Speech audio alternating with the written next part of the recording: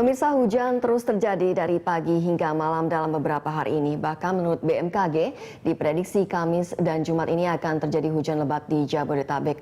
Apakah puncak musim hujan telah terjadi? Untuk membahasnya telah hadir di studio Kasub Bidang Cuaca Ekstrim BMKG Muhammad Fadli. Selamat siang Pak Fadli, terima kasih telah hadir di studio kami. Pak Fadli, itu menurut artikel Kompas ya katakan bahwa puncaknya itu Kamis dan Jumat. Tapi apakah sudah bisa dipastikan dari BMKG sendiri curah hujan tertinggi ini kapan sih sebenarnya terjadinya? Iya, sebelumnya kita klarifikasi dulu ya, bahwa berita yang mengatakan bahwa Kamis dan Jumat akan berpotensi hujan lebat, itu bukan berita dari kami, sumber kami gitu ya. Mungkin dari praktisi atau akademisi ya. BMKG tidak pernah mengeluarkan statement seperti itu. Biasanya memang kalau misalnya ada potensi hujan lebat, ataupun potensi angin kencang, itu kita broadcast atau kita kabarkan. Itu biasanya melalui press release kepada wartawan dan beberapa media cetak dan elektronik, dan juga tak lupa kita sampaikan ke pemerintah ataupun orang-orang yang mempunyai kebijakan untuk mengambil tindakan. Oke. Jadi yang pastinya itu kapan dong? Yang pasti bukan berita dari kita. Yang kedua, kapan pastinya hujan lebat atau tinggi? Nah, kalau kita bicara hujan lebat atau tinggi, pada saat ini periode Desember, Januari hingga Februari itu merupakan periode musim hujan. Nah, pada bulan-bulan itu biasanya memang curah hujan tinggi. Nah, untuk curah hujan yang sangat tinggi sendiri, kalau kita lihat dari normalnya, untuk kita bicara Jabodetabek itu sekitar Januari Februari. Januari Februari. Oke. Maka tidak heran pada saat Januari tanggal 12 kemarin hujannya cukup lebat. Nah, untuk saat ini ke depan hujan lebat sudah mulai terjadi. Nah, 1-2 hari ke depan atau 3 hari ke depan intensitasnya sudah mulai menurun. Artinya tidak selebat tanggal 12 kemarin. Oke. Walaupun masih ada potensi hujan lebat, distribusinya kita perkirakan tidak merata. Kalau kemarin hujan lebat itu hampir bisa dikatakan merata, termasuk juga di luar Jakarta. Di seluruh Indonesia berarti begitu? Bukan, di luar Jakarta maksudnya daerah Bogor, Tangerang, ya, daerah penyangga Jakarta. Maka kenapa kemarin begitu hujan banjir? Karena daerah penyangga juga sudah mulai hujan lebat begitu. Nah, untuk periode 3-4 hari ke depan intensitasnya kita perkirakan sudah mulai menurun. Tapi potensi hujan lebat masih tetap berpeluang. Hanya saja sifatnya sporadis dan hanya di beberapa wilayah. Dan ini kira-kira dari Januari hingga Februari. Jadi kita masyarakat harus siap-siap hingga akhir Februari begitu? Iya betul. Masyarakat harus aware ya, terutama terhadap berita informasi yang berkaitan cuaca yang intinya terhadap hujan lebat dan potensi angin kencang. Jadi musim hujan ini akan berlangsung hingga akhir Februari? Bukan musim hujan, puncak musim hujan. Puncak musim hujan. Tapi musim hujannya sendiri sampai Maret juga masih hujan. Masih hujan. Ya, tapi tidak selebat pada saat Januari dan Februari. Oke. Ini apa penyebab dari tidak kekonsistenan hujan yang turun menurut Pak Fadli sendiri? Iya, kan kalau di BMKG kan untuk melihat hujan lebat atau enggak kita berbagai macam parameter. Nah, di sana pada saat kemarin itu memang pumpunan awan atau biasanya potensi hujan cukup besar, terutama untuk daerah Jawa. Hal ini berbeda dengan tahun awal 2013. Itu hujan lebat, hanya saja awannya tidak terlalu banyak. Nah, kemarin itu bisa dikatakan hampir sepanjang hari hujan. Bukan hanya Jakarta, tapi juga daerah Jawa Barat bagian barat, termasuk Kota Banten sendiri. Itu karena awan begitu banyak. Suplai uap air dari Selat Sunda masuk ke daerah kita itu begitu masif. Begitupun dari Laut Jawa. Tidak heran kenapa hujan itu bisa dikatakan sepanjang hari. Pagi, siang, malam itu hujan. Sehingga dengan posisi seperti itu, kondisi permukaan itu mulai jenuh. Jenuh, resapan sudah tidak ada, maka timbullah luapan atau banjir ya. Oke, jadi itu penjelasannya kenapa tidak konsisten hujan begitu ya. Jadi kadang-kadang besok hujan dan sekarang bisa terang begitu? Bisa terang, cuma tidak lama berawan lagi, hujan lagi. Kalau kita lihat seperti sekarang kan, kemarin cukup terang ya, lumayan ada matahari cukup masuk. Hari ini berawan dan kita lihat sekarang di luar tuh hujan. Hujan, nanti sempat break sebentar, hujan lagi. Iya, dan tapi hujannya tidak selebat tanggal 12 kemarin. Tidak selebat tanggal 12 kemarin. Iya, betul. Tapi kira-kira boleh saya tanyakan lagi, ini kapan lebatnya lagi gitu? Nah, kalau di perakiran cuaca, biasanya kita lihat juga beberapa parameter. Apakah ada peluang akan lebat lagi? Nah, yang perlu diwaspadai mungkin ya bagi pemirsa, itu menjelang akhir Januari ini sampai dengan nanti pertengahan Februari ada potensi hujan lebat yang cukup bervariasi ya. Oke, berarti sampai akhir Januari itu lebat, awal Februari awal tidak? masih cukup berpeluang. Jadi yang perlu diperhatikan dari mulai akhir Januari sampai dengan nanti pertengahan Februari. Itu kita perkirakan ada puncak musim hujannya. Tapi musim hujannya itu sampai dengan bulan Maret. Oke. Oke, ini mungkin bisa jelaskan mengenai kita juga merasakan dengan musim hujan seperti ini penurunan suhu begitu ya. Dengan musim hujan yang begitu tinggi, kita tidak usah menggunakan lagi AC atau bahkan kipas angin begitu. Ini bagaimana penjelasannya penurunan Sebenarnya suhu? ada sisi positifnya ya Mbak ya. Ya pada saat hujan terus-menerus turun, ada sisi positif, kita nggak perlu menggunakan AC. Kenapa? Karena dengan hujan terus-menerus, kondisi lingkungan atau temperatur lingkungan sendiri otomatis akan menjadi lebih dingin. Karena kenapa? Radiasi yang masuk kan berkurang. Intensitas panas juga berkurang, dan secara otomatis permukaan atau temperatur di permukaan ini itu juga turut berkurang. Hari ini di Jabodetabek biasanya temperatur berkisar antara 25 sampai dengan 32 atau 33. Tapi kalau kita lihat selama hujan berturut-turut ini, itu ada penurunan sekitar 22 sampai dengan maksimum sampai dengan 28. Artinya sangat sejuk sekali ya, tidak terlalu panas. Oke, tapi itu sebenarnya baik atau tidak dengan kesejukan itu? Sejauh pantauan kami normal ya, artinya memang temperatur itu tidak ekstrim sekali dan juga tidak rendah sekali. Masih dalam kondisi ambang batas normal ya, tidak membahayakan bagi aktivitas kita. Oke, baik Pak Fadli, terima kasih. Oke, kita akan break dulu ya pemirsa, tetaplah bersama kami karena kami akan kembali usai jeda. Ya, terima kasih Anda masih bersama Dialog Jurnal Siang dan kita lanjutkan dialog kita bersama Pak Muhammad Fadli mengenai cuaca ekstrim gitu ya Pak ya. Tadi kita membahas mengenai kapan curah hujan tertinggi di Jakarta dan sekarang kita akan membahas curah hujan paling tinggi dan maksimal di Indonesia ini. Kapan? Kalau kita lihat periode ini deh yang tadi saya katakan Desember, Januari, Februari musim hujan, nah, curah hujan tertinggi untuk wilayah Indonesia berdasarkan analisa kami itu memang ada beberapa tempat yang perlu diwaspadai. Ya, kalau kita lihat di sini ada potensi hujan di Januari, Februari hingga Maret. Itu yang perlu diwaspadai untuk Indonesia sendiri secara umum di daerah Sulawesi Selatan. Kita perkirakan dalam 3 bulan itu curah hujan rata-rata dalam 1 bulan itu bisa mencapai 500 mm. Artinya memang lebih di atas normalnya. Dengan kondisi ini tentu sangat riskan sekali ya. Selain banjir ada potensi longsor. Dan selain itu juga ada potensi angin kencang. Nah, pada tiga hal ini yang perlu diwaspadai. Selain di Sulawesi Selatan, ada juga di daerah lain yang perlu diwaspadai ya. Jawa bisa dikatakan hampir sebagian merata. Potensi hujan cukup tinggi selama 3 bulan itu. Seluruh wilayah di Jawa begitu ya? Bisa dikatakan seperti itu, kita umum secara rata-rata normalnya. Itu bisa dikatakan mulai dari Jawa Barat, Jawa Tengah, hingga Jawa Timur, Bali, dan Nusa Tenggara. Kita perkirakan 3 bulan itu ada potensi hujan lebat. Untuk itu mungkin perlu diwaspadai. Begitupun untuk di Sumatera Selatan, termasuk juga Sulawesi Selatan dan Lampung, Kalimantan Selatan. Nah, beberapa tempat itulah yang mungkin perlu dicermati ya, bagi pemegang kebijakan, baik pemerintah pusat maupun pemerintah daerah. Untuk mengantisipasi begitu ya, dan mensosialisasikan kepada warganya untuk siap-siap menghadapi banjir besar begitu. Iya, dalam rangka mitigasi ya. Jadi sebelum bencana ada, kita mulai preventif dulu. Seperti itu. Oke, berarti ini juga peringatan kepada masyarakat di wilayah-wilayah tersebut, bahkan termasuk Jakarta begitu ya Pak Fadli ya. Oke, ini yang ingin saya tanyakan, di kondisi cuaca seperti ini masih banyak warga yang akan bepergian begitu ya, bahkan menggunakan pesawat dan kapal laut. Apakah dianjurkan atau sebaiknya kapan ini atau menggunakan apa? Nah, ini perlu juga kita informasikan ya, bagi yang beraktivitas, terutama baik di laut maupun di darat, pada saat kondisi sekarang ini, itu potensi gelombang tinggi bisa dikarenakan sangat besar sekali. Kita perkirakan 2-3 meter, terutama yang daerah-daerah selat penyeberangan, Merak, Bakahuni, Gilimanuk, Ketapang, itu gelombangnya cukup tinggi, itu perlu diwaspadai. Maupun yang berlayar jarak jauh, itu bahkan bisa sampai dengan 4 meter.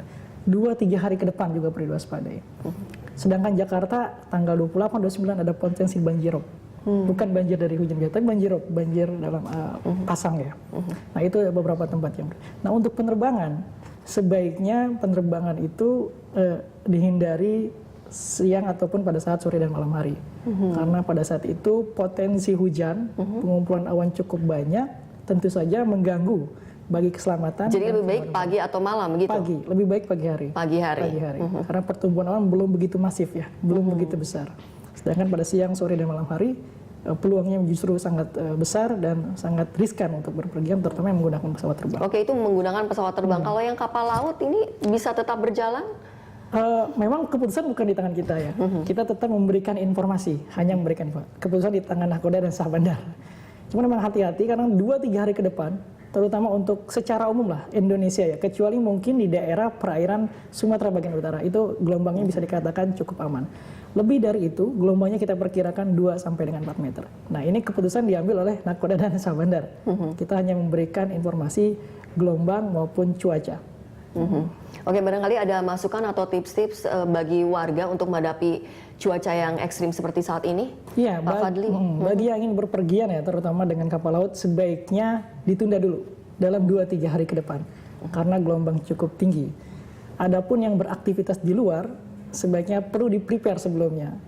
Entah itu jas hujan, yang berkaitan dengan adanya hujan lebat. Ataupun sebaiknya dihindari. Bagi yang tinggal di Jakarta bagian utara, waspada. Karena tanggal 28, 29 ada potensi banjirop yang tingginya bisa sampai 1 meter. Itu kalau tidak diiringi oleh hujan. Kalau diiringi oleh hujan, mungkin bisa tambah tinggi.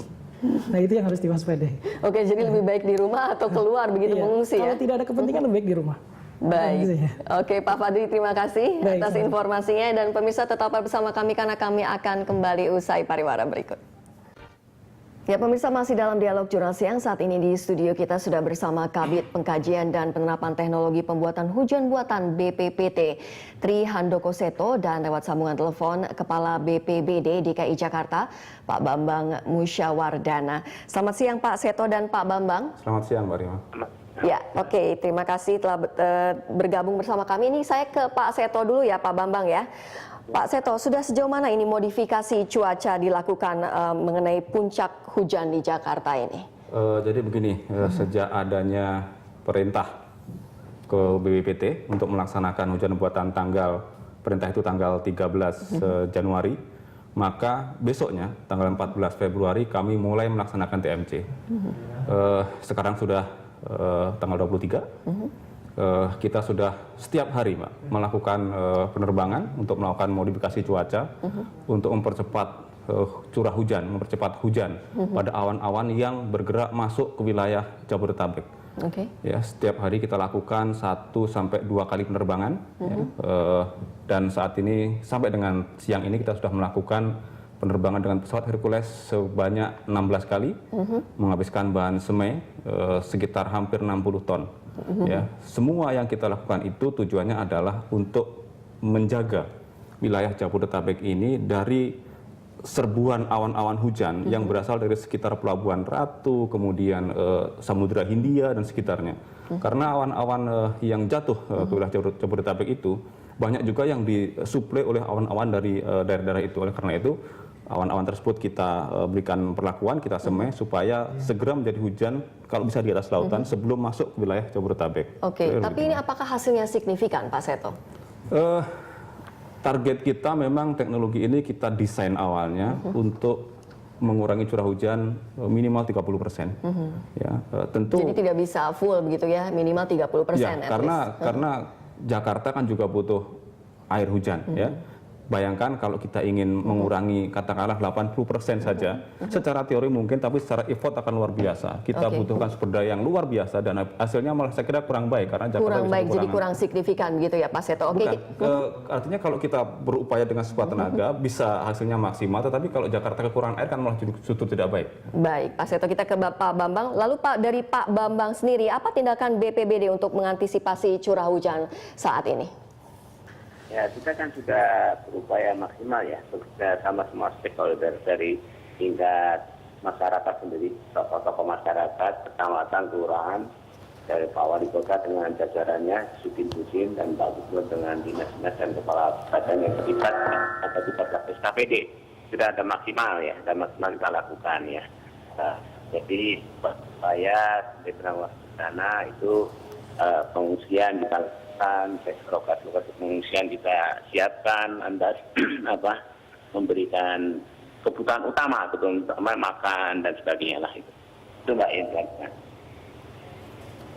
Oke, baik Pak Bambang, kita harus break dulu dan Pak Seto juga kita harus break dulu ya. Pemirsa, tetaplah bersama kami karena kami akan kembali usai jeda. Ya, pemirsa, terima kasih Anda masih bersama Dialog Jurnal Siang dan kita lanjutkan perbincangan kita bersama Pak Seto dan Pak Bambang. Pak Bambang masih bersama saya? Halo, masih ya? Ya, oke, Pak Bambang, kita ke Pak Bambang dulu ya. Pak Bambang, ini kita tahu bahwa ada beberapa wilayah yang baru tahun ini terkena banjir. Ini bagaimana penanggulangannya? Putus-putus tadi, Mbak. Tulangin lagi, Mbak. Tulangin. Ya baik Pak Bambang, saya ulangi lagi ya. Ada beberapa wilayah yang baru tahun ini terkena banjir. Dari BPBD sendiri, bagaimana penanggulangannya? Jadi upaya-upaya penanganan di BPBD sendiri kan kita ini bersinergi dengan semua SKPD. Ya. BPBD sendiri sifatnya kan memfasilitasi dan memediasi. Ya. Jadi kalau ada kesulitan dan kekurangan, kita selalu terus berkoordinasi dengan KPD yang ada di DKI ya itu ya.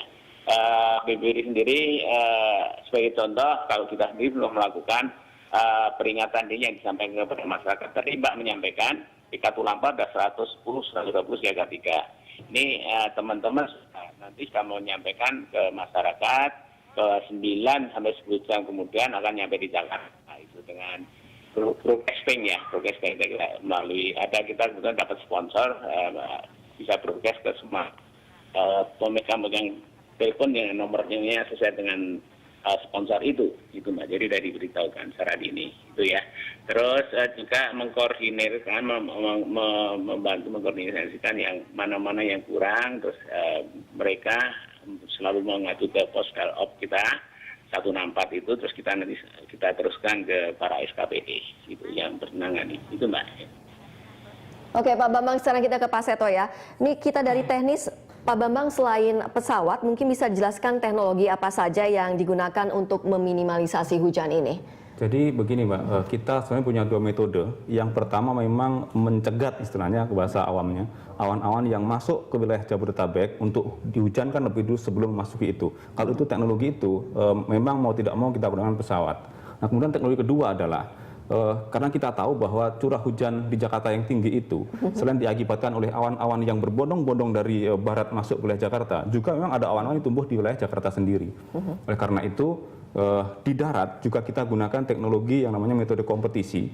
Metode ini berguna atau berfungsi untuk mengganggu pertumbuhan awan yang ada di seputar Jabodetabek agar tidak menjadi awan-awan dengan hujan yang sangat tinggi. Teknologinya kita sebut sebagai ground based generator ya, GBG singkatannya. Itu peralatan-peralatan kita yang mengenerate partikel-partikel yang sangat halus dengan jumlah yang sangat besar, itu miliaran partikel gitu, 100 menerus. Partikel ini akan terangkat ke atas oleh dinamika atmosfer sehingga dia akan memasuki sistem-sistem awan dan dia akan mengganggu proses pertumbuhan awan. Kenapa mengganggu? Karena butir-butir yang sangat halus itu akan masuk ke awan dan memperebutkan atau berkompetisi dengan butir lainnya berebutan uap air. Nah, sehingga yang terjadi awan menjadi sulit untuk berkembang ya, sehingga teknologi itu juga diharapkan digabungkan dengan teknologi yang mencegat awan tadi bisa mengurangi curah hujan di wilayah Jabodetabek. Oke, itu dari BPPT begitu ya. Kita balik lagi ke Pak Bambang. Pak Bambang, lalu persiapan apa saja yang sudah dilakukan? Jadi gini, DKI sendiri, kami atas nama DKI ya, jadi kita teman-teman SKPD itu sesuai dengan petunjuk Pak Gubernur kan dan baru sudah melakukan persiapan bersama dalam menghadapi hujan dan bahkan bencana ini. Pertama dalam menghadapi hujan dijelaskan Pak Gubernur telah memfungsikan waduk ya itu terfluid dan sebagainya waduk yang ada, terus memperbaiki saluran-saluran yang ada, mengeruk dan sebagainya, termasuk membuat Pak Gubernur telah memerintahkan untuk membuat sumur resapan kepada dinas energi itu. Sumur resapan dengan kedalaman bervariasi, ada yang 30, ada yang 50, ada 200 meter, banyak 1.958. Ini kelihatannya efektif. Kami melihat kelihatannya efektif, karena curah hujan yang cukup tinggi ini, yang ini kan curah hujan katakan tinggi kan tinggi sampai Jawa Timur itu kan juga banjir kan, itu curah hujannya sangat tinggi. Itu alhamdulillah sebarannya masih lebih sedikit daripada yang lalu. Kalau yang lalu kan cukup luas, itu Mbak. Jadi upayanya itu sudah ada upaya Pak Gubernur, kelihatan sudah positif ya. Oke, semoga saja ini cepat bisa tertanggulangi begitu ya Pak Bambang ya. Ya, ke depan kan makin terus diperbaiki ya, makin kurang ini akan kita perbaiki terus dan mudah-mudahan ya banjir itu di Jakarta bisa diatasi dengan baik ya. Oke, itu dari sisi pemerintah dan dari Pak Seto juga sudah menjelaskan bagaimana dari segi teknologi.